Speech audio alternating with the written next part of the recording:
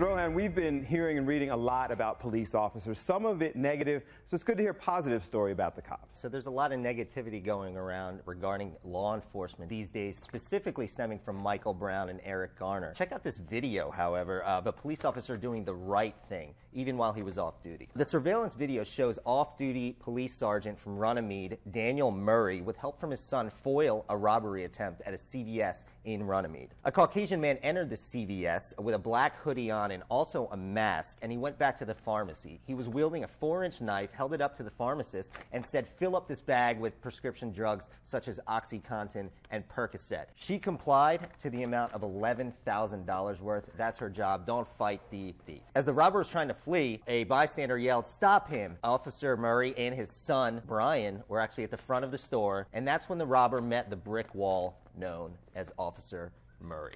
I seen the subject. He started running towards the door, so I ran over and grabbed him and started wrestling with him. And at that time, my son and the gentleman who was alerting me, we all grabbed him and kind of just put him on the ground, and we held him until the uniformed police officers came. It's interesting that this happened. We're seeing this video. Who shot the video, and how did it actually get out there to the public? Right. The video, surveillance video, was actually sent to the prosecutor's office, who actually decided to release it to the public. I spoke specifically to Officer Murray about this. There's a lot of negative publicity going on with police officers, and 99.9% of us do the right thing all the time, and we strive to that.